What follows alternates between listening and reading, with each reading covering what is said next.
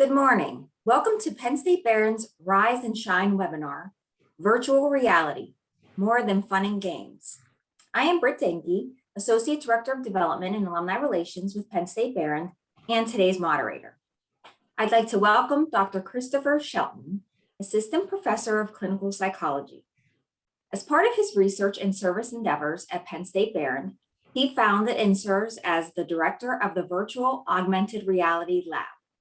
Chris earned his PhD in clinical psychology from the University of Wyoming, prior to which he completed his undergraduate and graduate schooling and spent 2 years working as a research assistant at the Center for the Study of Family Violence and Sexual Assault. His research interests include ADHD, sluggish cognitive tempo, emerging adulthood, digital mental health, and internet-based interventions, all of which he hopes to incorporate into his work at the VAR lab. Welcome, Chris. Hello, thank you for having me today. Let me go ahead and start my slides.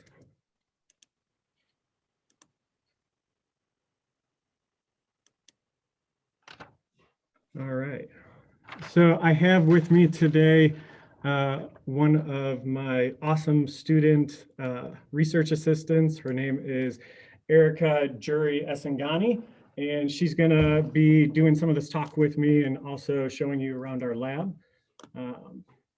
Without further ado, I will jump into it.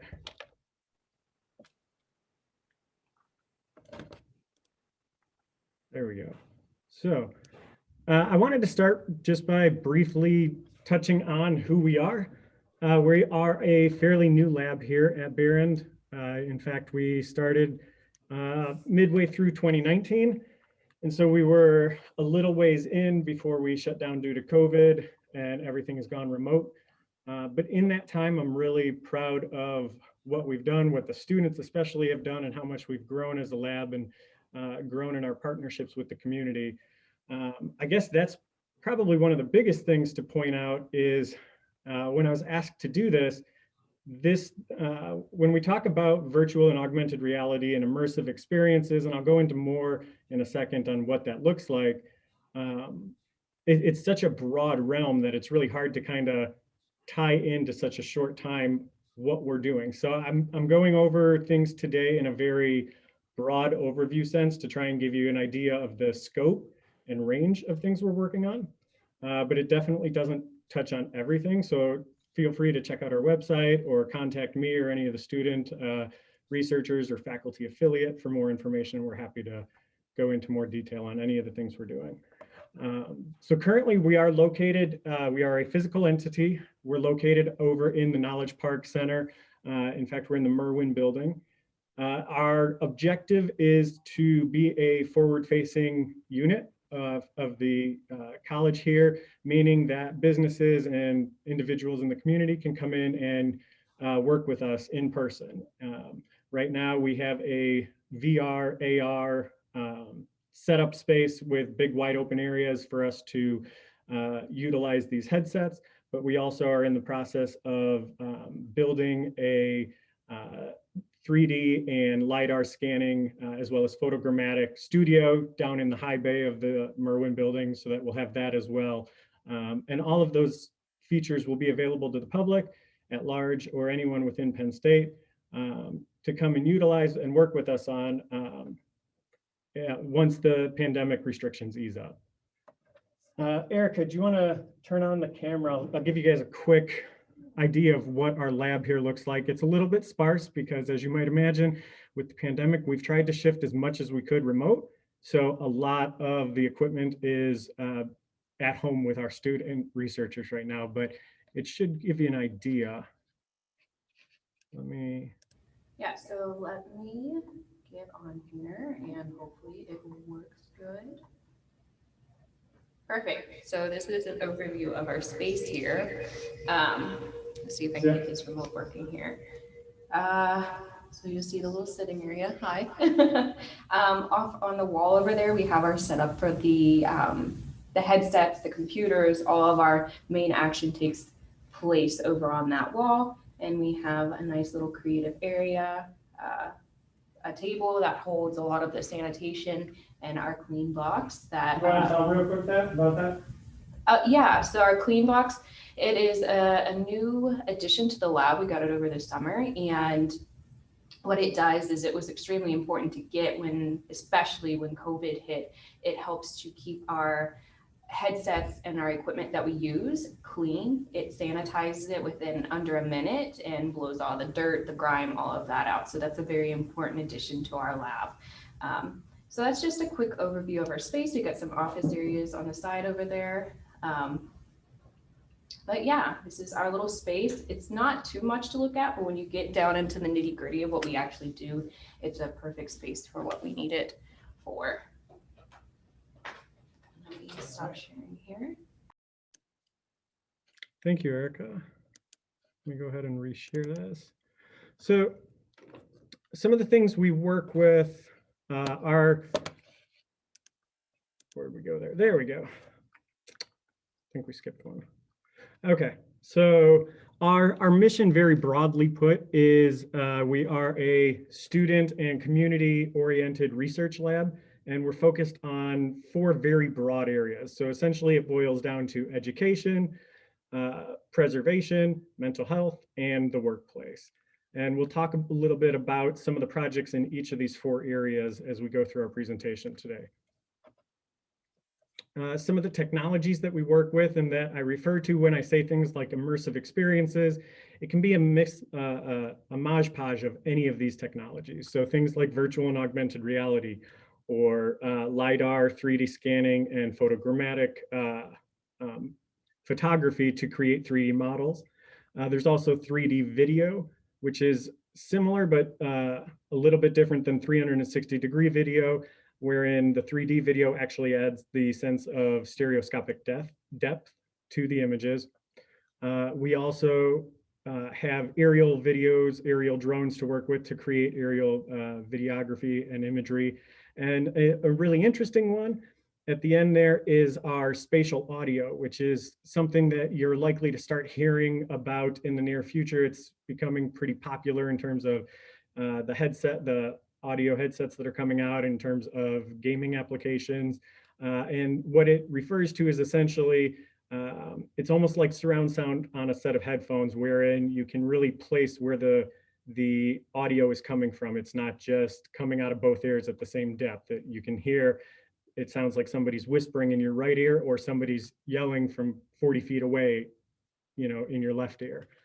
So it offers a lot of potential for immersion or added immersion. And so we work with all of these technologies, and we'll discuss some of them here today. So to start our work on campus, we do a lot of work with within the Penn State system, and in particular within the Behrend system. One of our projects currently is the Immersive Behrend History Project. This is some work that's being sponsored by Hammermill and John Lilly, Dr. John Lilly, to provide a sense of history of Behrend, of early Behrend, both when the Behrends owned the property prior to becoming a college, and then the early college history here. What I really like about this is I think it will help to connect our students to the campus, right? Oftentimes our students come, but they don't really feel a part or a sense of home here, and I'm always surprised how many go through their time here without realizing all of our amazing features. There are students that don't realize we have a gorge, or all of the beautiful hiking trails we have, even away from the gorge out by Knowledge Park. And so the idea for us is to create an app that students can use, or maybe it can even be shared on like the walking tours that we do with potential students, that really kind of focuses on a different part of the history of Behrend, and really through narration and augmented reality brings into current what was past history. So for instance, we have a number of images from prior to Behrend becoming a campus that we are looking to clean up and utilize so that we can get a split perspective over, like, as you can see in this picture as an example, what it used to look like versus what it looks like currently. The campus grounds have undergone a pretty extensive change. And we also, one of the neat things is we have a lot of family photos. We have a lot of silent films that are almost 100 years old from the Barrens. And as some of our buildings are even named, like Bruno's, right? They're iconic features of the campus. And so our thought is, let's bring those things to life. And, you know, how cool would it be if we can have Bruno running around campus in AR while you're using the app a la like Pokemon Go, but you're seeing these old silent films superimposed over current history while they are our current settings, while there might be narration in the back explaining more about what was going on back in, you know, the 1930s and the 1920s when this was still the Barrens property and not a college. You can see here just a quick clip. This is some of the silent footage that we are working through and trying to figure out what's there and figure out how best to clean it up. So imagining that we isolate these dogs and we can put them and other elements right in front of buildings like that's Turnbull. And here we have Mary Barron and some of the pups coming out of Glen Hill, which is still there. But a lot of these tree features and stuff are no longer there. So interspersing some of the old history with new, like the gardens that Mary built, just to provide a sense of history and a connection to the campus for the students. We also plan to do a number of LiDAR scans with this project. And so to quickly explain what that is, this is one of our student researchers, Hudson. He's going to tell you guys about our LiDAR work.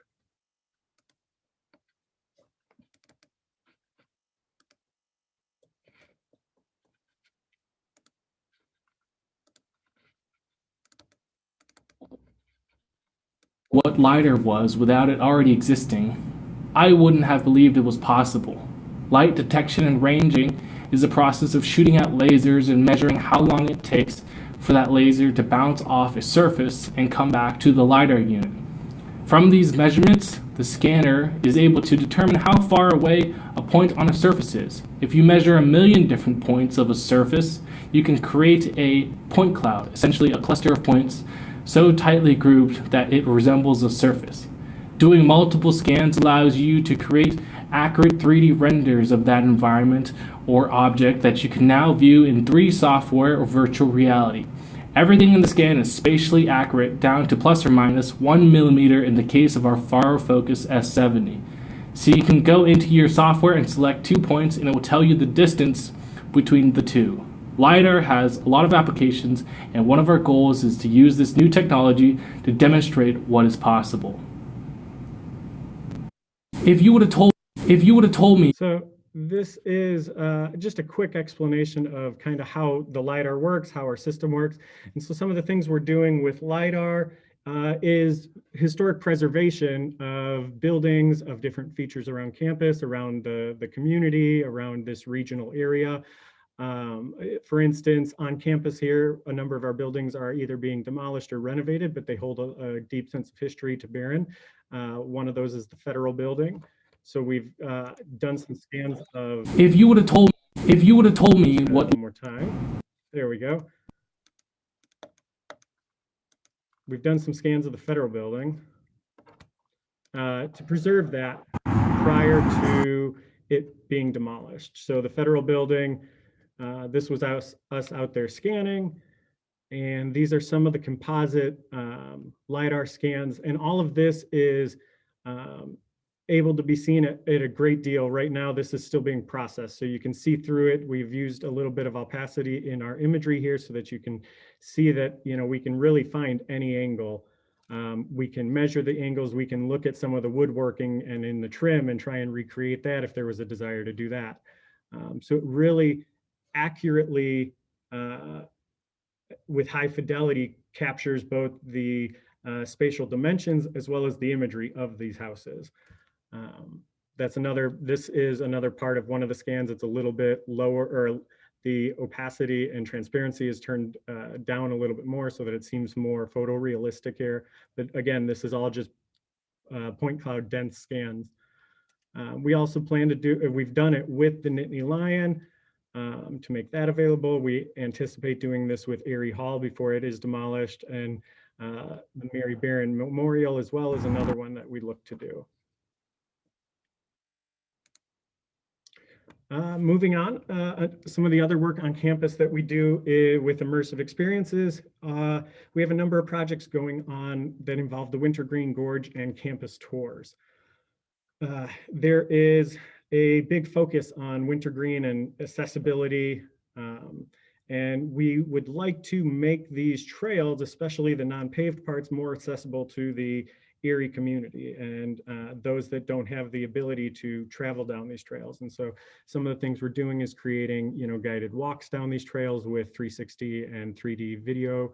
And right now I can show you some of the footage, but it's still early in the stages. Unfortunately, we're not in the nicest weather right now to show all of the bright, vibrant greens and colors that we would see normally.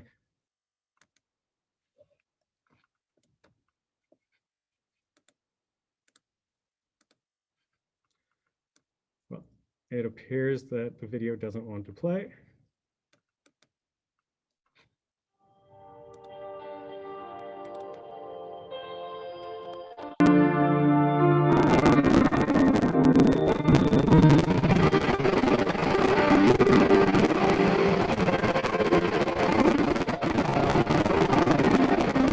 So this is, excuse the connection, I think I've had some connection issues. This is one of the Wintergreen Gorge test shoots that we did.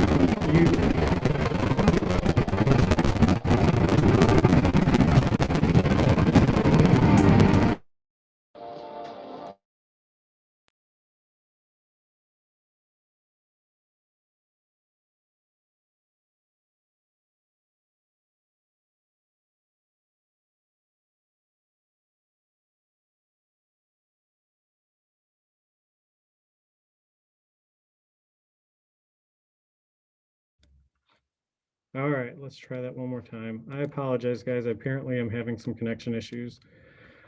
Okay, so this is one of the videos.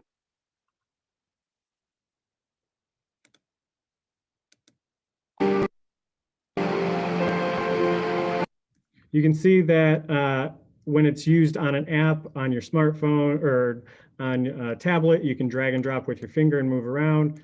From the computer, you can do it as well with your mouse and keyboard, but it allows you to get much more immersive video. So imagine this walking down a trail, you can look any direction you want, and you add in spatial audio. When we go near some of the waterfalls in the gorge and you turn around, you'll hear that audio turn with you so that it's always in the direction of wherever you the waterfall is spatially oriented to you. So if you look away from the waterfall, it'll start coming behind you, versus if you're looking towards it, it'll sound like it's coming in front of you, to really add a sense of immersion. The idea, though, would be to capture some of these scenes and provide some of these walkthroughs.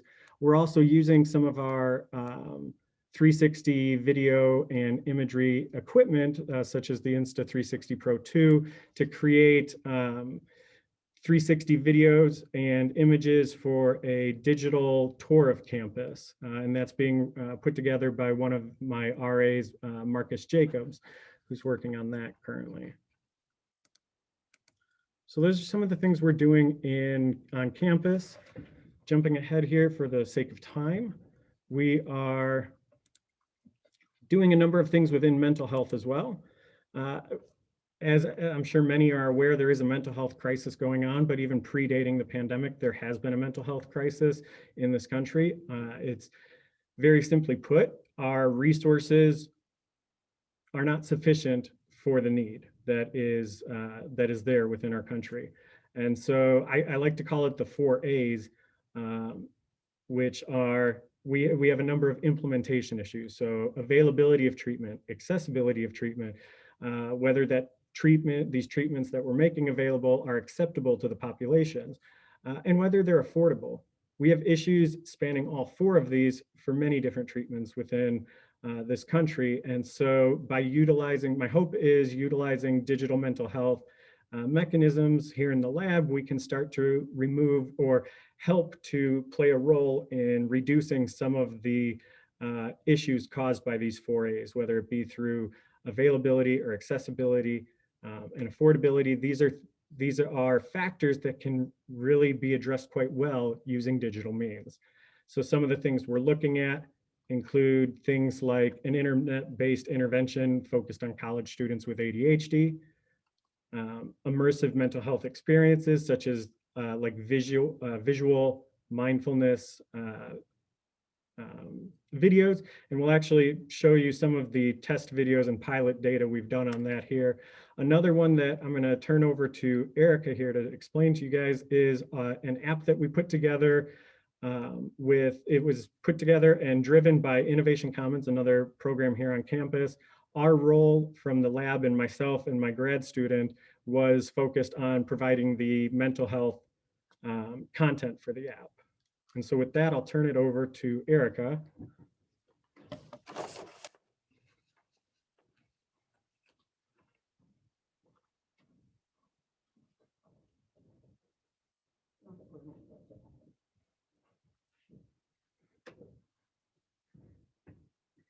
Hi guys, I am Erica, and so what I'm going to start diving into is the app that VorLab had their hands in when in creating. So jumping ahead, so our app is Serene, and I just want to establish something that I worked on the UX UI version or portion of this app. I wasn't actually attached to VorLab for that portion of it. Our grad student, Antigone, she was actually largely the brains behind all of this for content-wise with VorLab. So I will be speaking about it, but I wasn't with VorLab on that portion, if that makes sense. So this is just a few screenshots of our app. It is available for download on the Google Play Store, only on Androids as of right now. We do plan to move forward and have it as an iOS version as well. Right now it is available on iOS through a web version. So what happened with Serene, how this came to be is about a year ago now. When COVID came to hit, as Dr. Shelton mentioned, there's a mental health crisis, and it just really increased with quarantine. So a group of students and professors here at Behrend, we all got together and we decided to create Serene. And these are interfaces. We can learn about stuff within the app. So Antigone put together several articles about things addressing emotions, mental health issues, as well as educating individuals about COVID-19. She also put together a long list of activities. So if you click into that interface there, you'll see all kind of different things, from stuff to do outside to pen and paper to organizing things. It's a very long list that's very helpful if you're just sitting in a house bored and you're just like, well, what am I doing? Okay. And as well as guided videos. This was something she really worked hard on, is to create these guided videos. So it's meditation. I believe there's breathing exercises as well. And those are really great to help bring you back to your center, really. And then she also compiled a long list of resources. So while this app is really great for tracking mental health and all of that, it's important that if we need the outside resources, you can get to those. So she put together Erie County, national level resources, as well as other app resources. And we have been a little bit Erie famous lately, and we have been on the news. So what I'll show here is just a little quick clip that kind of better explaining Serene. COVID has caused a lot of isolation among many people. A team of Penn State Behrend students developed a mental health and mindfulness app to help combat that issue. Jocelyn Person joins us now with more about the reason behind the app. Jocelyn. Jill, the students and the professors who created this app just wanted to help those who may be feeling depressed or even stressed. When COVID really blew up back last spring. We really noticed that there was a lot of stress, anxiety around quarantine. And that's when Erica and others of Penn State Barron designed an app called Serene. The app is meant to help track your emotions and point shifts in mood. Erica says the world of COVID has brought a lot of isolation. I was finding that I was just immersed with my schoolwork. I was working nonstop, and then at the end of the day, you're just keyed up, you're frustrated. Begin by taking several long, slow, deep breaths. The app features support videos that introduce users to meditation. I have experience with using these apps before, so I knew that I wanted a calming, inviting interface that would help be easy to navigate. The Serene app features activities and resources that can help with depression and stress. With everything going on, our rates that we're seeing in the community and worldwide really of mental health concerns are going way up. It offers more than 250 activities and provides a link to Erie County mental health support services, including crisis centers. You just forget to care for yourself, so it's very important that you do that, and that's what the goal of these apps are. Now, this app is a free app and it can be used by all ages here in Erie County. To learn more about the app, you can visit yourerie.com. Jill. Okay, Jocelyn, great information. Thank you. Okay, so that was just a quick little snippet kind of reiterating some of the things that I had said. As you saw in some of those video shots, actually going through the app, you had seen the videos that Antigone put together, as well as the compiled list. You can also, as they mentioned, track your mental health, which is really good to have that visual aspect and be able to see how you were doing on certain days. COVID is So moving forward, one of my pride and joys, my babies in this lab, has been recreating Fort LaBeouf. And for some, they're not very familiar with Fort LaBeouf, so it's actually a fort that no longer exists over in Waterford County. And this was French and Indian War, I believe. Am I correct in saying that, Dr. Shelton? Yeah. So French and Indian War, sometimes I get a little bit mixed up, but that's okay. So this fort was built and burnt down 3 different times, and it now, as I said, no longer exists. So there is a lot of challenges when trying to recreate some of this fort. And so I've been working on this close to several months now. And I came into this project not knowing how to create things virtually. So I self-taught myself AutoCAD and Twinmotion and the whole process of trying to get that. So what I'm going to do here is kind of show you guys the process of going through, show you what's not available, where we've kind of hit some roadblocks along the way. So there's not a whole lot of historical text on Fort LaBeouf. So one of the challenges that I had was gathering what limited information there is. And as you can see down below, this is actually a snippet from George Washington's journal from when he visited LaBeouf. And when he visited LaBeouf, I believe it was in the very early stages of one of the builds. And so this is just a quick little writing about some of it. And what was really interesting is a lot of the aspects that I was able to put into the fort came from this small little snippet of a journal that he had. We also had one version of a diagram.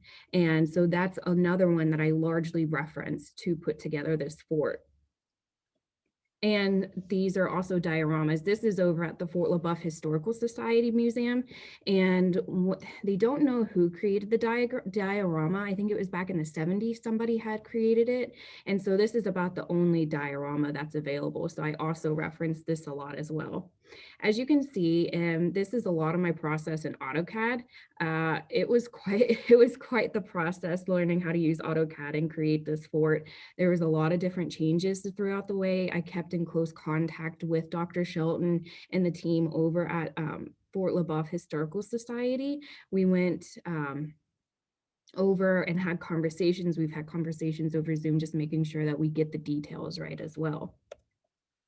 That's kind of a better image in AutoCAD. So I will say one of the discouraging things is seeing your prototype being put together in AutoCAD because it's very underwhelming right now. But one of the most exciting things is when you take it over into Twinmotion, now it comes to life. So this is one of the earlier versions of the fort when I had moved it over to Twinmotion. And Twinmotion is really just a system that really, I like to say, brings life to your projects. And just different angles.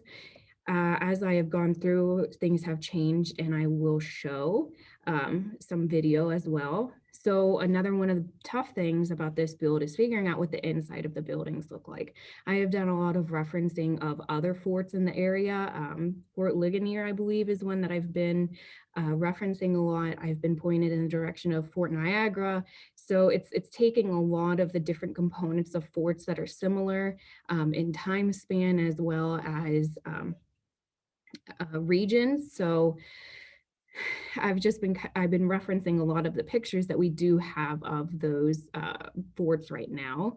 And so we have been able to kind of recreate this a little bit. You'll see I've been able to add some desks and little maps on the outside. On the right, you'll see I got the inside of the fort going here. And adding small details. That's, I think, another one of the challenges is adding the small details, really making it look like you didn't just take your AutoCAD file and plop it into Twinmotion. So it's a bigger view. So one of the things that's actually another cool thing is this wood I've been able to take from pictures in the fort and actually put those pictures onto the wood, so I can get a material that's as close as we know of for the material there. And this is just a quick little fly through of the fort. Got the inside there.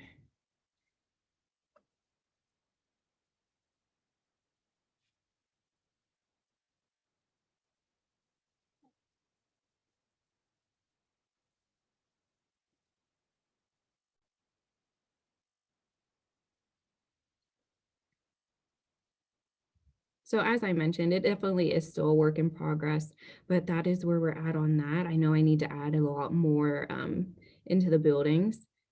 So that is where we're at on that project, and we hope to finish it by the end of the semester.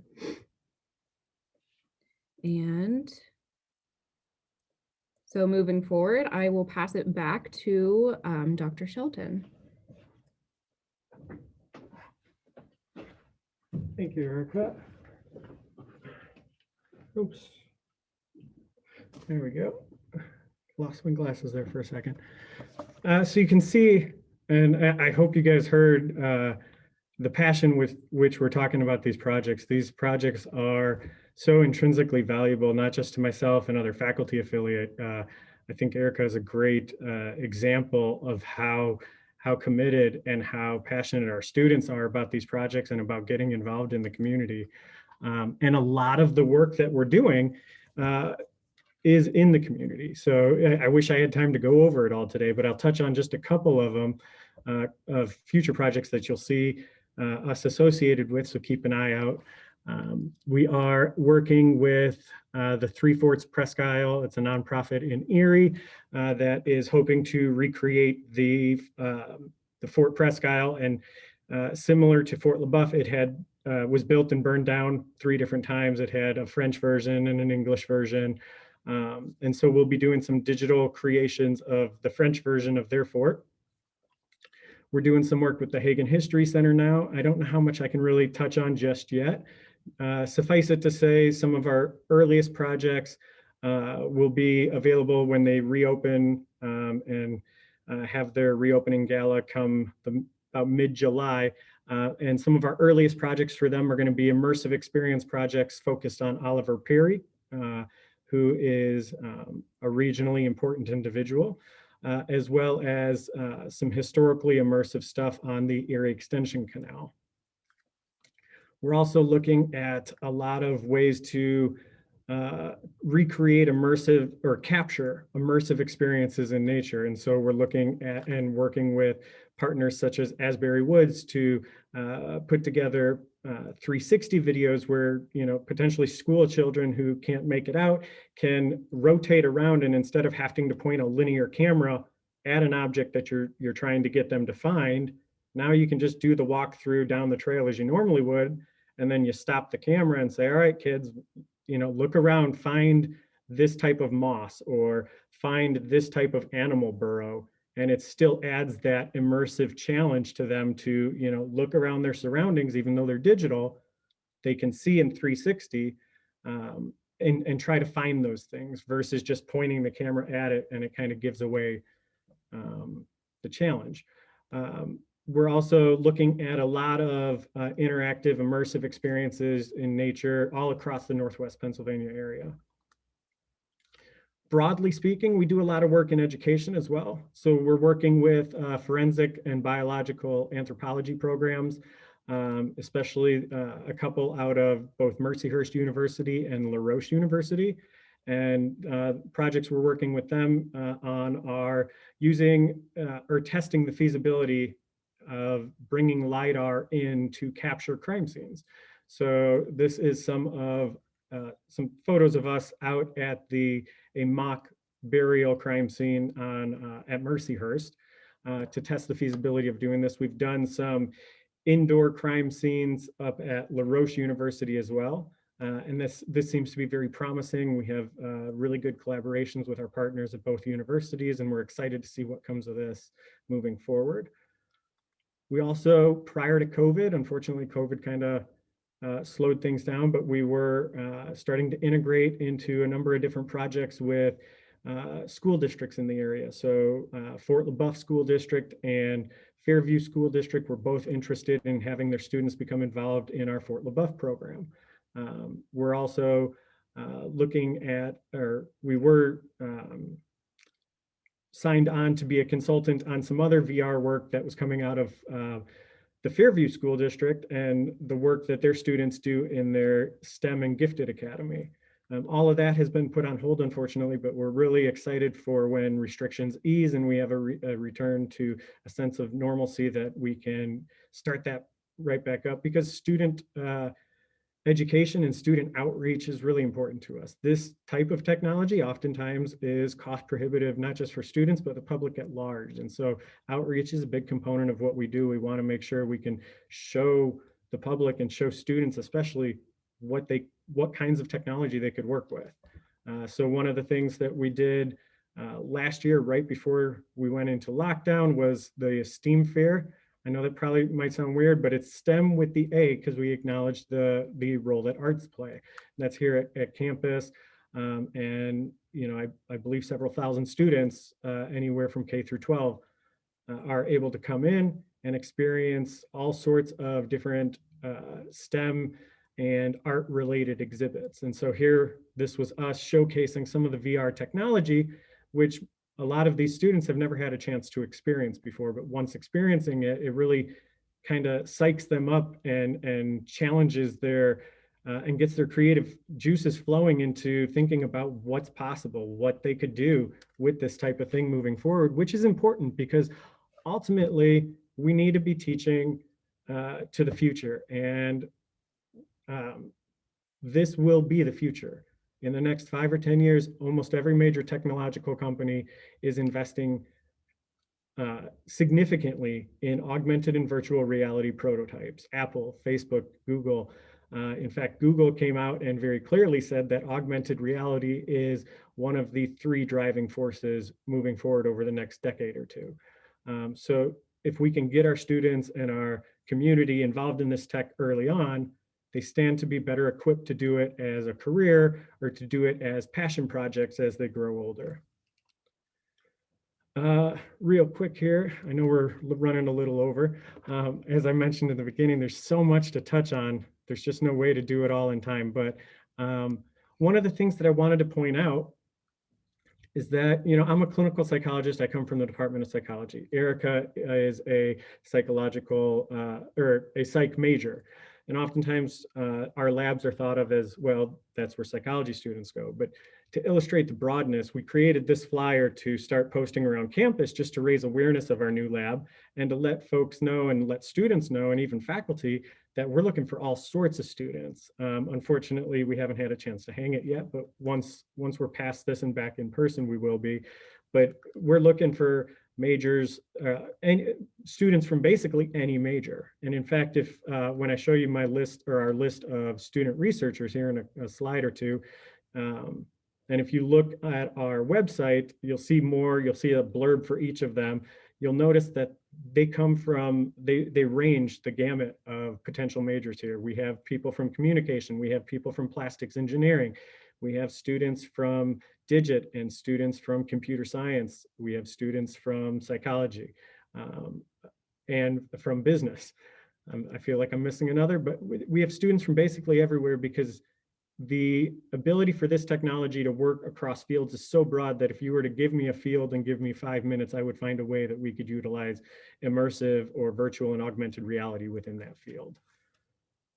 So we're really challenging students to come to us, and a big driving force of ours is to provide a chance for them to grow in their experiences and to provide them a chance to create their own paths forward. So if they come with projects they want, our job is to work to help them see those projects through to fruition. Just as a quick recognition, because I can't recognize these folks enough, they are the driving force of the lab. Without them, this lab would not exist. And so I want to take a moment to mention our faculty affiliates, Jasper Sassenmeyer and Carrie Bowen, our graduate researcher, who was the one that worked with me on the mental health content for Serene, Antigone. Our current undergraduates are Erica, Marcus, Becca, and Kaylee. And as you see, we have a number of former undergraduates as well.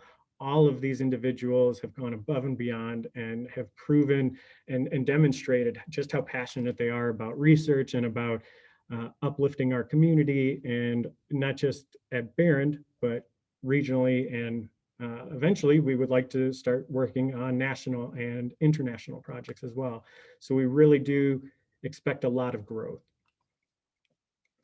Lastly is really, I want to just put it out there, we're always looking for collaborators. I didn't get a chance to really touch on workplace stuff, but we do a lot of stuff, and we've had a lot of talks with folks from different industries across Erie to provide, scans of machinery that might be built, or to utilize augmented reality in remote maintenance type ways. So there's a lot of different potential to utilize the technology and services we have with area communities or area companies.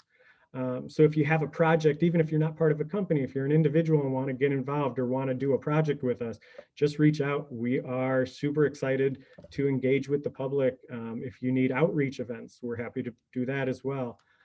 Also, I'd be remiss if I didn't say, as a new lab, sponsorship is a very important thing. So if you or a company are able to sponsor a student, that would be extremely helpful to get our students involved in the research at a deeper level, because the fact of the matter is, in this day and age, most of our students are unable to become involved in research when they have to work a part-time job. And so my goal, and one of my biggest goals, is to provide a platform wherein I can provide that job in the form of doing the research here at the lab.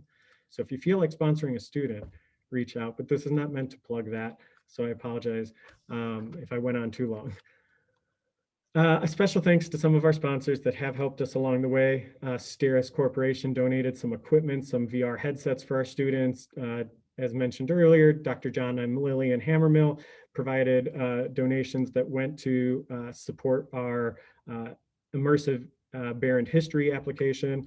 We also have some of our initial startup funds came from ECRA and Ignite Erie.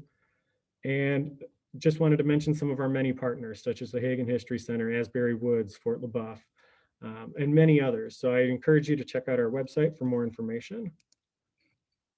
And with that, I am done. Thank you for bearing with me. I know I went a bit over and I apologize, but there's so much that we can do with this technology and these experiences and this research to really reach not just students, but the community in research and outreach.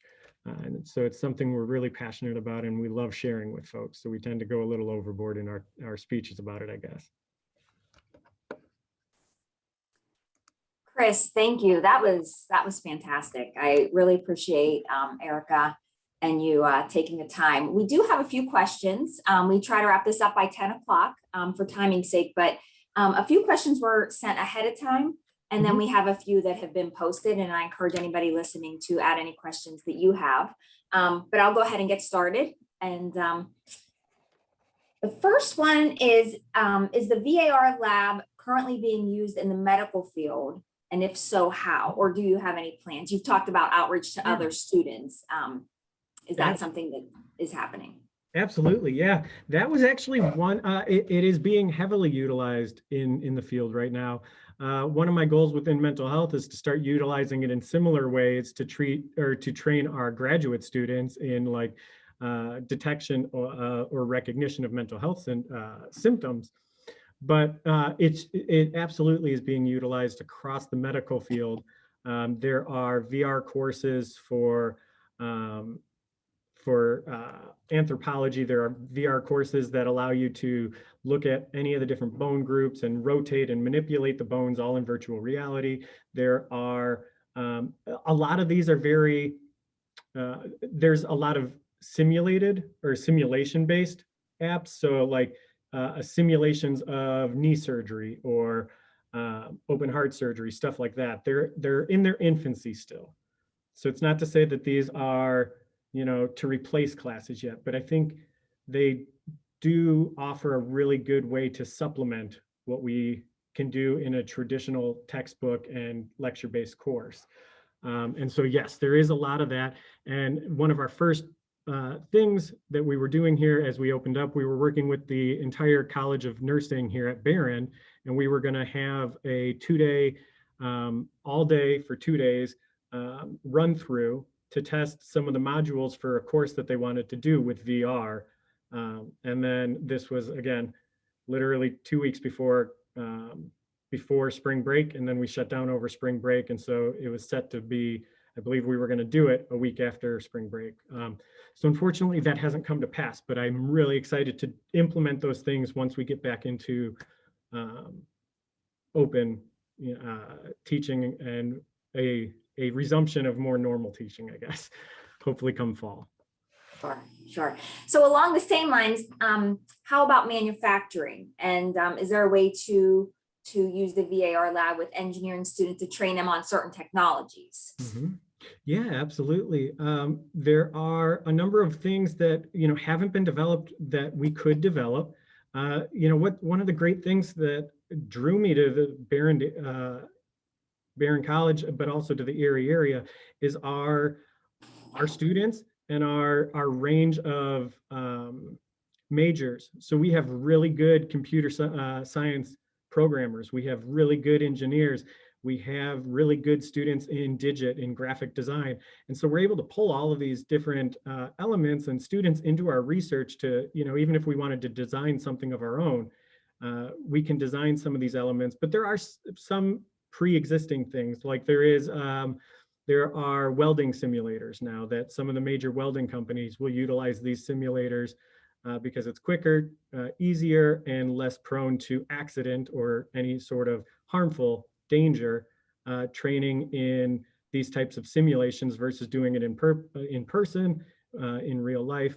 And it offers a lot of advantages too, because the computer can look at how much, you know, if you're doing welding, how much of the welds you're making, are you using too much or putting too much of a weld down versus not enough, and then it's stressing the material. That might be a little bit harder to see visually, but the computers can calculate that and allow you to train to become more precise. We've also seen this work across a range of industries. I've had talks, like I mentioned, with some of our manufacturing companies here in Erie to produce LiDAR scans of their major equipment that they build on site and then pack up and ship, so that if there are any issues that arise when it comes time to rebuild it, they can reference an actual scan of the built machinery, which is always a bit different than what they design in CAD. It never is produced exactly. And so you have the CAD, but then trying to explain what was different without having an actual like spatially and visually accurate representation of the built model can be difficult. And so we've talked about utilizing LiDAR to quickly and easily and efficiently, but also cheaply provide that for them. So there is a lot of potential within industry. Okay, do you have any gaming creation? So we don't currently, but we're working on a number of projects to do just that. Absolutely. Some of the things that I haven't had a chance to talk about, we are in the midst of working with some of the professors, Professor yeah, sorry, I'm tongue-tied today. Some of the professors over in engineering and in Digit. And so Game 480, the course, is a course that students work on putting together a game. And traditionally in the past, they've done it in smaller groups, but we're working with the instructor to create a one group. The whole class works on putting together a game that we are proposing within VAR Lab to put together something related to the Wintergreen Gorge and sustainability. So we're hopeful that that takes flight this coming fall. We also are working with other groups on campus, such as the Robotics Club, engaging interest and availability to put together a rover that we can operate remotely to move our Pro 2 camera, 360 cameras, so that we're not in the shot. If you look at some of those videos, they're on our website. They got a little messed up in transit today. But if you look at some, you'll see an arm or a leg that's caught when we're trying to hide behind a tree. And so building a rover that can, move smoothly over this type of terrain. But yeah, and there's a number of other games that we're working on or are under consideration, especially for potential projects with like the Hagen History Center.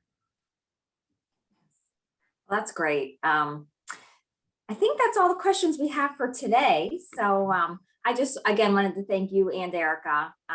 It's been great. And everybody for participating in the webinar. We hope that you found it informative as well. And if you'd like to support the VAR Lab or any other initiative on campus, please reach out to me to discuss. My email has been posted in the chat box, and I can connect you with Chris. And there's also a giving link to the VAR Lab if you wish to support that. Our next Rise and Shine webinar will take place on Thursday, May 13th, and focuses on gardening tips from a Penn State Master Gardener, as well as sustainability projects happening on campus. Thank you to everyone and have a great day. Thank you. Thank you for having us. Have a good day.